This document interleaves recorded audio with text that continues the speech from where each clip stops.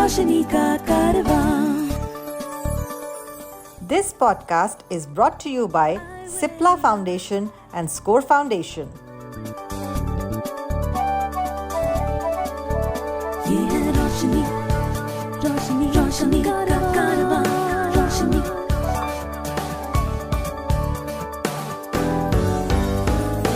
Eyeway, ये है रोशनी का कारवां. Hi, my name is George Abraham and welcome to Eyeway Conversations. My guest today is Tiffany Brar, a young lady from Thiruvananthapuram. We'll get to know more about her as we proceed with this conversation. Hi, Tiffany, welcome. Thank you. It's a pleasure. Tiffany, while reading about you in your Wikipedia page, I realized that your full name is Tiffany Maria Brar. That's an unusual name. Would you like to speak a little bit about it? Yes, it is an unusual name, as you say, because my parents, of course, had an interstate or intercaste marriage. My father being a Sikh, General Brar, TPS Brar, and my mother, Leslie, being an Anglo-Indian. So they named me Tiffany Maria, and of course, Brar is my last name. I had my primary education in England for the first 2 years, as my father was posted there, and then I came to Kerala. My father's posting was here. And then I continued staying in Kerala, and I studied in various schools, the blind schools, the integrated schools, the Kendriya Vidyalaya, of course, which was not specialized for blind people. And I underwent many challenges with respect to discrimination and so on. Yeah. So before we proceed any further, I was also reading that when you were 6 months old, you had something called, or you were affected by something called the Terry syndrome. Would you like to throw some light on that? Quite honestly, I'm not so sure about that because I did have some problem with my lungs, as I was told by my parents. Of course, at the age of 6 months, you only listen to what you're told. Yes. I was given an overdose of oxygen, and due to this, I became blind. So that is what my parents say, and that is what the doctors have told them. So I really cannot shed light on the Terry syndrome because I've not really heard of this term. Right. So you had the privilege of starting your education in the UK. Do you have any recollections of that?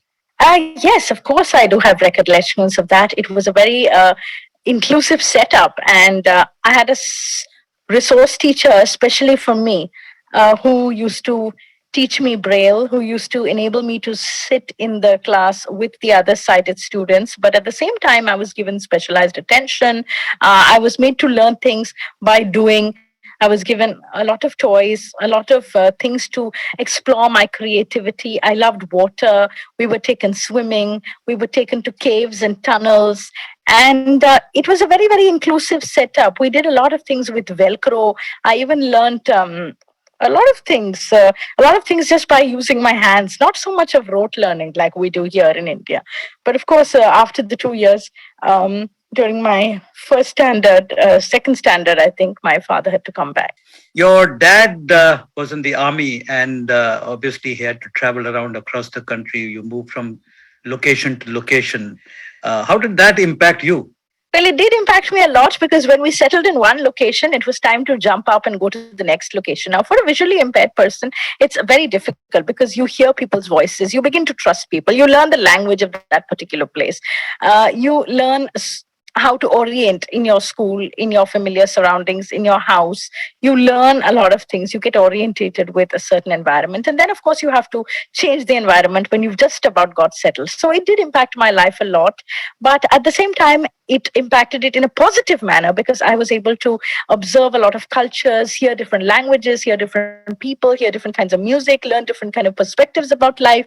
Like some people ate this, or in some places, some people ate that, or some people listen to this kind of song, or some people listen to that. So these kind of things really brought an intercultural kind of exposure in me. And I really thank the army and my dad and everyone for that. I believe I was reading that you are fluent in five Indian languages? Yeah. I would say 5. Which are these 5 languages? Well, of course, Hindi and English goes because, those are the main language in it. And of course, Malayalam, as I live in Kerala, and I was raised for the better part of my life in Kerala, and Tamil and Nepali, because I was in Kalimpong in the Mary Scott Homes for the Blind. I was there for 3 years. And I can understand Marathi a bit because my dad was in the Maratha regiment and we had Marathi help. You've also studied in exclusive blind school. You've studied in integrated school, and you've also studied in a Kendriya Vidyalaya. You also mentioned that you studied in a military school. Army school. Yeah, Army school, Wellington. So yeah, would you like to briefly kind of compare and contrast your experiences? Well, actually, the first experience I had in a school which did not know how to handle blind people was appalling. It was like a nightmare. I was just made to sit at the back bench and I was told, sit, stand, that kind of thing. I was asked to sharpen other children's pencils. And when of course, in my class, once the teacher was just asking us some GK questions, capitals of countries and states and all that. And I said the capital of India is Delhi, of course. And my classmate who was cited said it's Calcutta. And I said, well, she's not studied. She's cheating. I mean, and my teacher said, no, it's you. You have made her say Calcutta so that you can get the right answer. And I was like, this is absurd. And actually, she threw me out of the class for that. I can't remember the teacher's name and I don't want to mention the name of the school. But this was the experience that I did have. And it was very discriminating.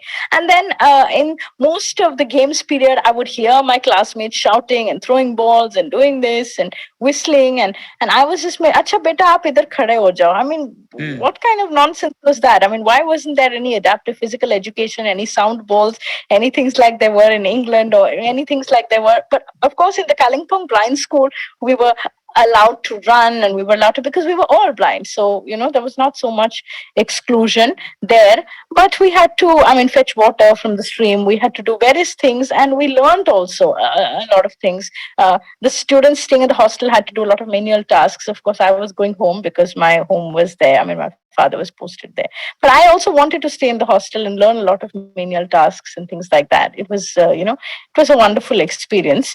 And then of course George sir, I'd like to shed light when the time when I met you in my 10th standard, when my father had tried to enroll me in the Pallikudam, prestigious Pallikudam in Kottayam, in your hometown. Yeah. And that's how I met you. And I'm really sorry to say, but that setup was also not for me. I couldn't complete my 10th standard there, of course, because they did not actually know how to handle a blind person. I was admitted in a school called Giri Deepam, which was nearby because I had already completed my 9th standard from the state syllabus. And I was happy in the school where I was in Thiruvananthapuram. It was a government school, but my relatives took it in their head that I must study in a high funda school, which did not really work out for me. The teachers were good, but the setting didn't work out. I was not allowed to stay in the dormitory with the other students. I was made to stay in a separate room. Teachers would come and help me and teach me, but it was not a very inclusive setup. And after 2 months, I left that place and I studied in Thrissur, where it was again an integrated setup, but the conditions of the school of the integrated schools were really, really not so good. The resource teachers, sometimes they would come on time, sometimes they would not come on time, sometimes we would get Braille notes, sometimes not. And we would not get, but at least we had other blind children around. We had some kind of setup there. And then, of course, I went to the military school, the Army School, Wellington, where my father's assistant used to help me write my notes. He's like my Rocky brother, so he used to help me. And of course, my classmates were also very enthusiastic to see my Braille and my Braille slate and stylus and how I was taking down notes. And they too used to take a lot of pains for me. And I passed my CBSE board exam with 81%. And then I came back here to college here in Trivandrum. And the college was also an integrated setup. There was no help, of course, for blind people. So we couldn't do any library references or anything like that. It was very difficult to get notes. And I had a back exam also, which I had to write 1 year later because I couldn't get proper notes and proper references and all that. So it was very difficult, college education. So the equal opportunity cells that people talk about today was non-existent at that point of time, I guess, in the college. Yes. If you know of anyone with vision impairment who needs guidance on living life with blindness, please share the Eyeway National Toll-Free Helpline number 1800 5320469. The number is 1800-5320469. So, when did you first get onto the computer, and what was your response to it?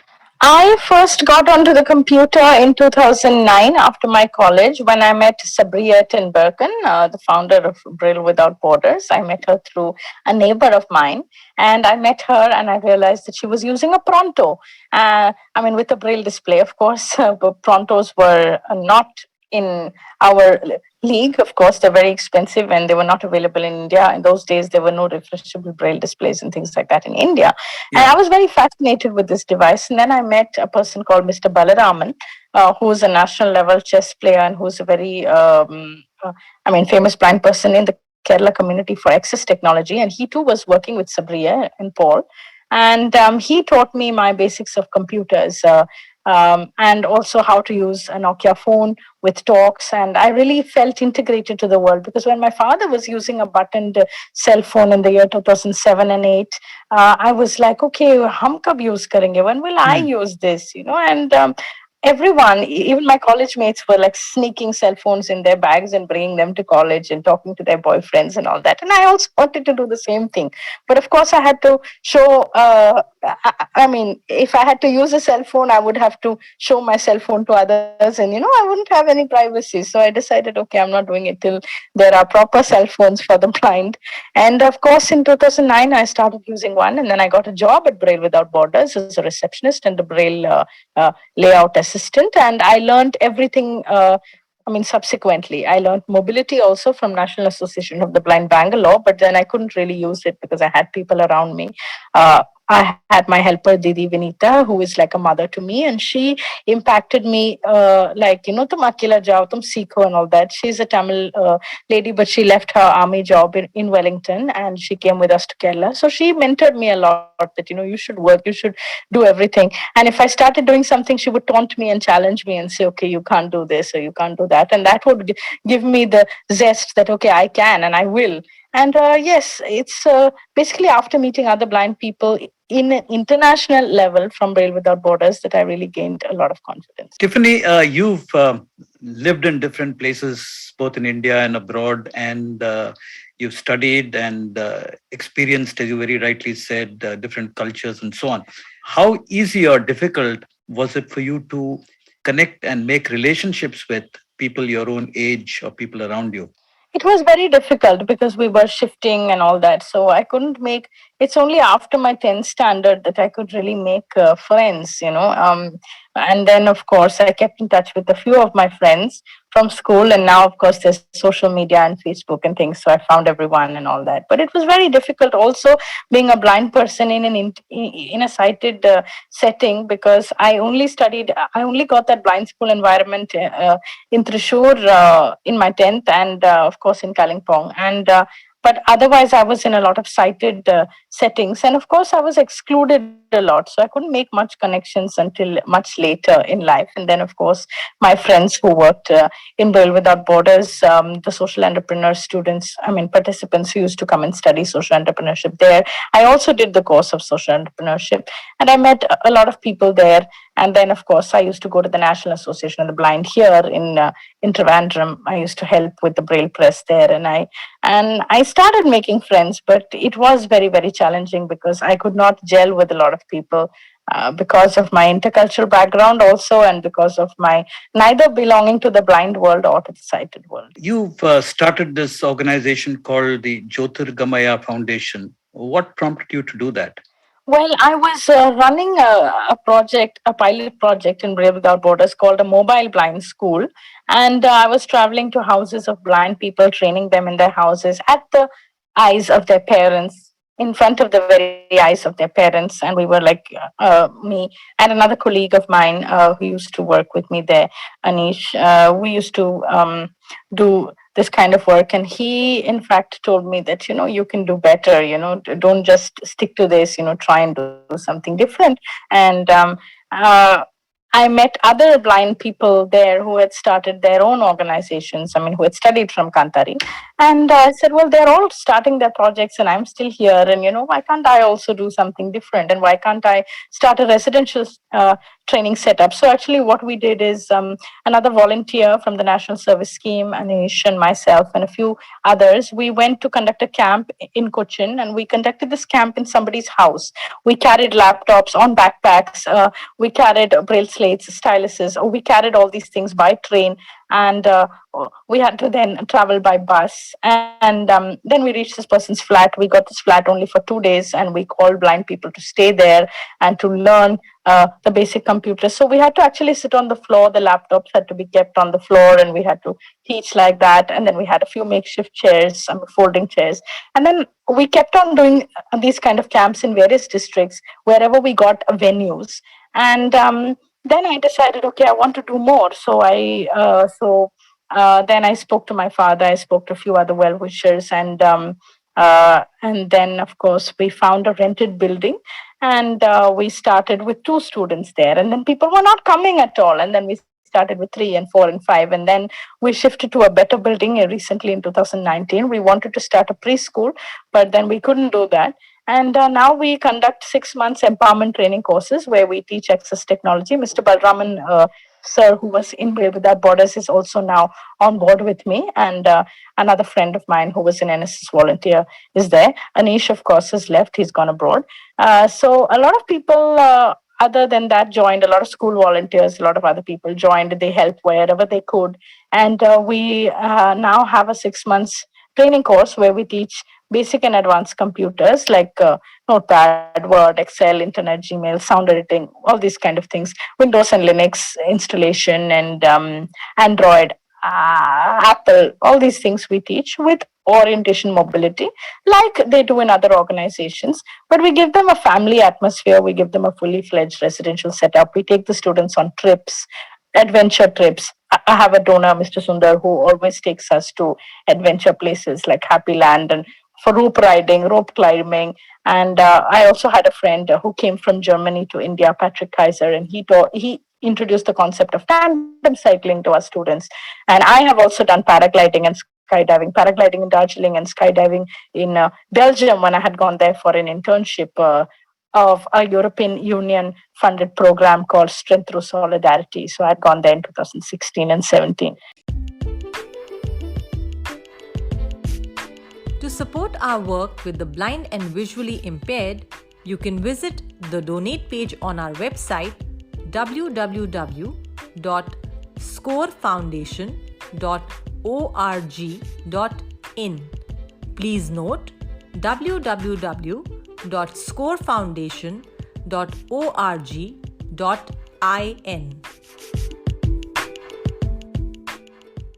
I was also reading that you've got many recognitions and many awards, but what stood out in my mind was the Coleman Prize, which is, I think, given by the Lighthouse for the Blind in California.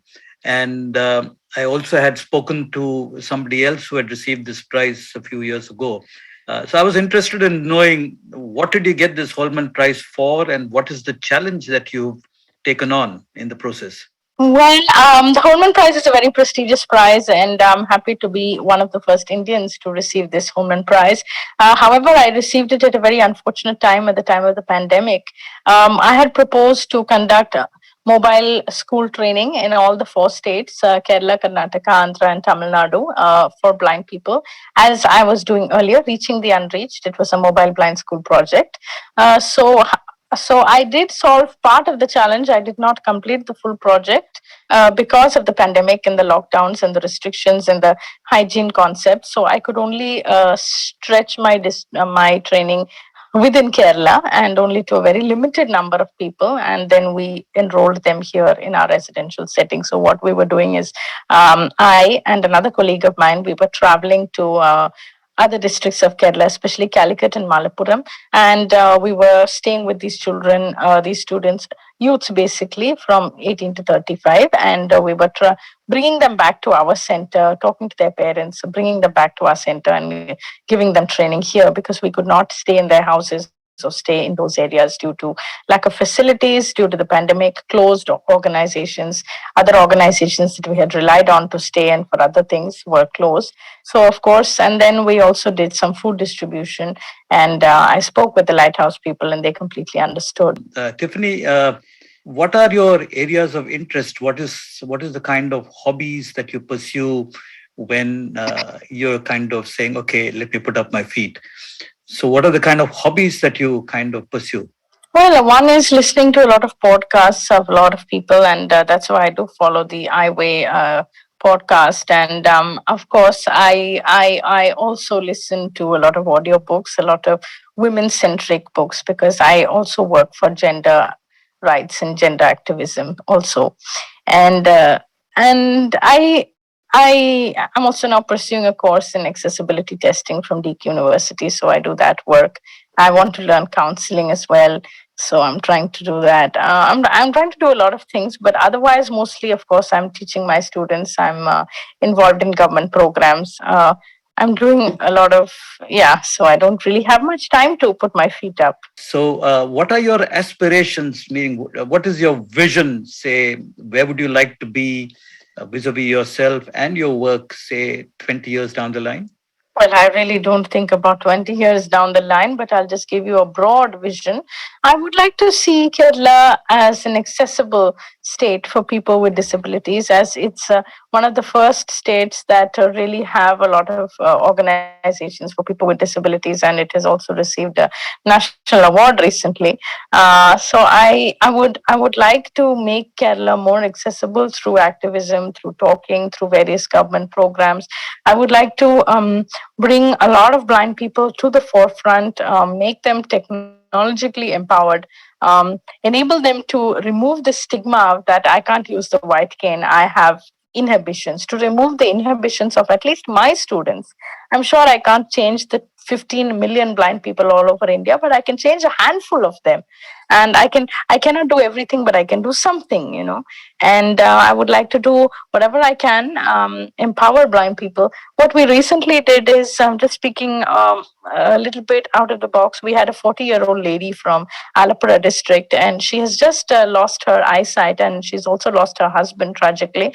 And she just did not have any hope about life. So we brought her to our center. This is very recently. And she stayed here for 6 months. She learned how to use a smartphone. She started learning how to send WhatsApp messages and Telegram messages, and listen to songs and devotionals on YouTube. And then she said, and she was not using the cane, she was using an umbrella to walk. And then we said, Suja, you have to use a cane. This is what we use as blind people. This is our identity. So then she started using it. We started teaching her mobility. Then she went home for her holidays. And then the day before she was supposed to come back after Christmas, she called me and she said, okay, I'm boarding a bus tomorrow. And please, tell me the directions. And I said, okay, from Alapura, you can board this bus. You'll reach Trivandrum, Tambanur main bus stand. You can get down and then we'll come and pick you up. But before we could pick her up or anything, she had got down at the central bus stand, and she had got an auto and she was asking directions to come to the center. So that's really, really something that I think I was really able to do during this time. Yeah, that's real transformation, I must say. And especially when a person is 40, it's Yes. older you get, it's difficult to make the change. Wonderful. And we have also transformed young boys who were totally uneducated. 27-year-old Vinod, who was from Karnagapalli, and Anish, who was from Trivandrum. They both wrote their 12th exam from Saksharata Mission, Open School of Kerala. And one of them got admission for degree, and the other is working now in Kerala Federation for the Blind as a sound editor. Well, thank you, Tiffany, for giving me the time. And it was a pleasure talking to you and knowing a little bit about your life, your journey, and your work. All the best. So I'd just like to add one thing. Thank you, George sir, and I would like you to please spread the word about the Jyothirgamaya Foundation. We do welcome students from other states, other blind people. We are able to give them a fully fledged 4 to 6 month training in computers, in mobility, in yoga, and we can also give them a lot of outdoor experiences, a fully fledged family atmosphere, a new atmosphere of Kerala. Our website is jyothirgamayaindia.org. And if anyone does want my contact, of course, it's 90370 46548. This is our office number. We are in Trivandrum. And if anyone wants to come and study or learn or just visit our organization in Trivandrum, you're always welcome. Thank you. Eyeway, ये है रोशनी का कारवां. This podcast was brought to you by Cipla Foundation and Score Foundation. ये है रोशनी, रोशनी, रोशनी का कारवां, रोशनी.